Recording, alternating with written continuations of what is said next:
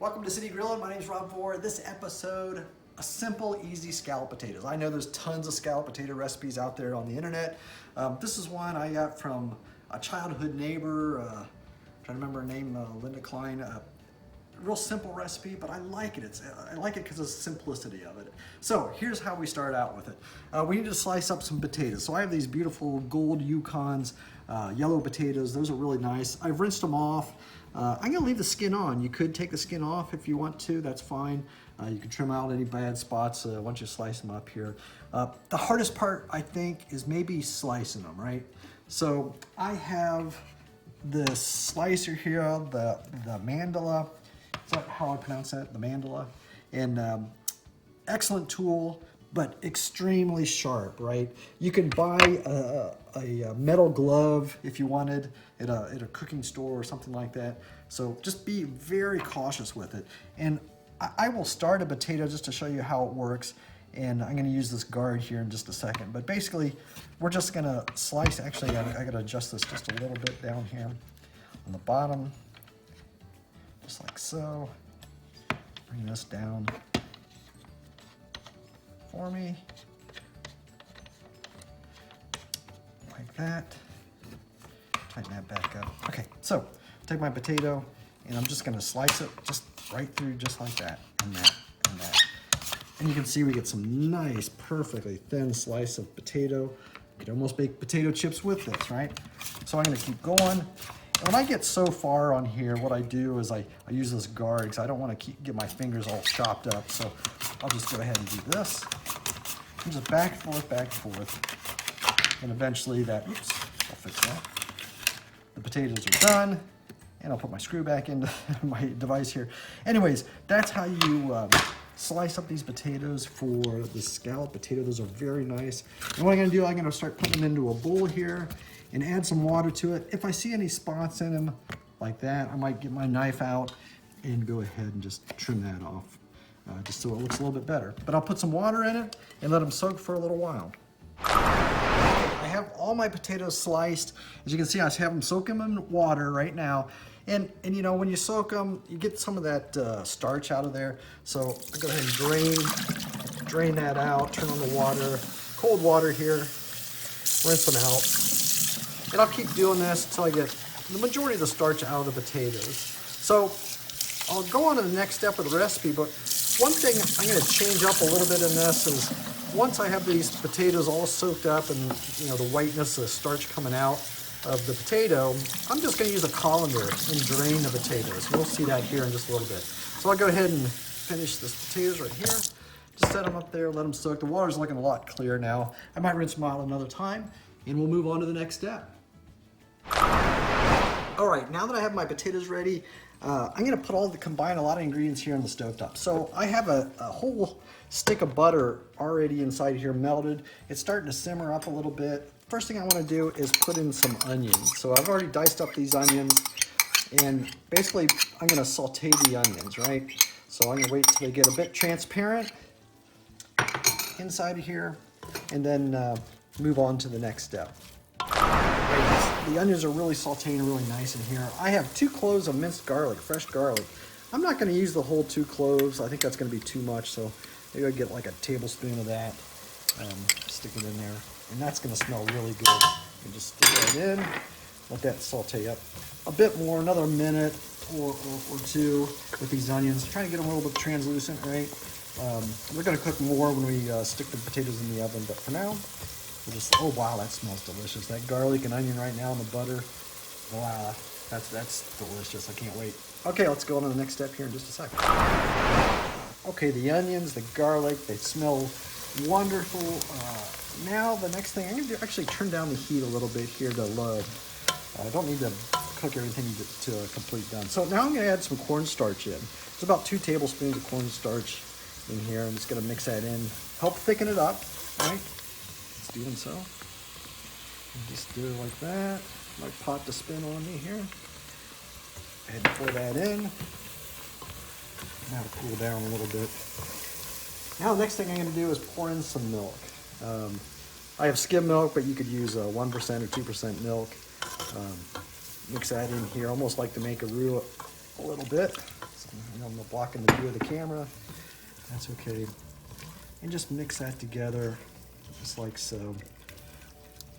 Like that. I'm gonna pour the rest of this in.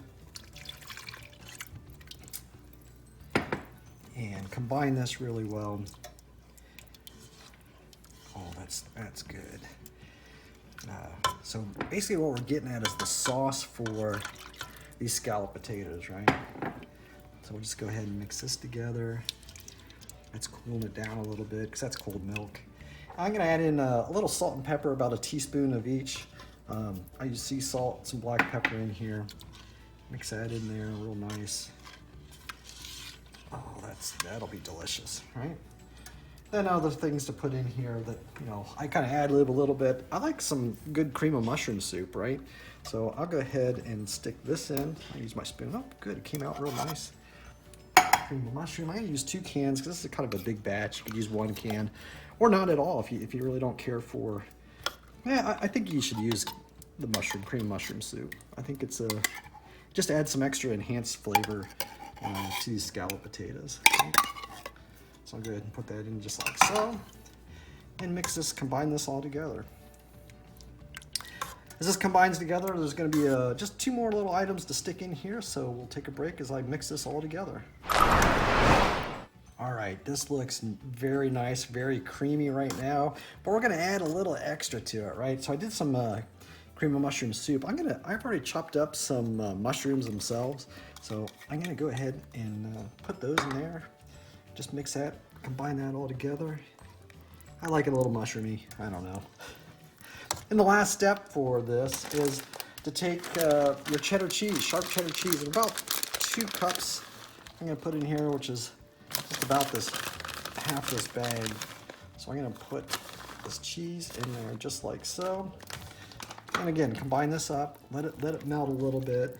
And that's why it's still a bit warm. It's getting really nice and cheesy now. Oh, the rest of that cheese we're gonna sprinkle on top here in just a few minutes. So combine this all together just like I'm doing. And then the last thing to do is I'm gonna take my potatoes that I've already diced up, right, or sliced up, and I'm gonna start sticking them in here and combining them with this cheese sauce, right? I'm gonna turn the stovetop off. You could combine this or put the potatoes in a tray and then combine the cheesy sauce here with it, but I like doing it in a pot like this because I want to make sure they really get coated. So once I get some in there, I'm going to add a few more, just like so, until I get them all mixed well inside of here. And then I'm going to put it all into an oven, I don't know what it's called, glass tray here. So let me finish mixing these all up and I'll show you the next step. You know, you could probably, you know, if you had a big enough pot, add it all in here and just leave it on the stove top to cook, you know, to save a step. But I'm making this ahead of time for guests tonight. So I thought I'll do this morning, get it all ready to go, and have it ready just to stick in the oven later, which we'll see later in the video. Okay, I have all of my potatoes mixed inside of here. So now what I'm gonna do is carefully try to make a mess and pour my potatoes in this baking tray, right? So I'm just gonna do this, you know, the guy kind of way of things, just dump it all in here. And then scoop out everything that's inside of this pan or this pot and get all that extra goodness out of there and just pour it into the tray here, just like so. And then spread it around, just like that. Try to get a nice even layer in here the best you can.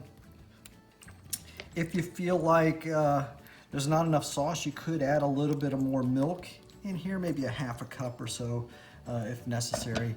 What I'm gonna do then, take the rest of my cheese, my sharp cheddar cheese, and put it right on top of this, just like so. Sprinkle this around, just like that. I'll let this cool down, just it's not really hot, but it is warm, right? So this cheese will melt on here, and I'll just stick it in the refrigerator until I'm ready to use this. You know, it could last a couple days before using it, as long as you have it in your refrigerator, right? And later on here, we'll cook it. Okay, next step, we're gonna put the scalloped potatoes in the oven. So it's set at 375, and I'm gonna cook this for at least 45 minutes. And I've got the aluminum foil over top of it. It's pretty heavy. I'll just set it in there. And I took it out of the fridge about an hour ago, just slowly get it back to room temperature.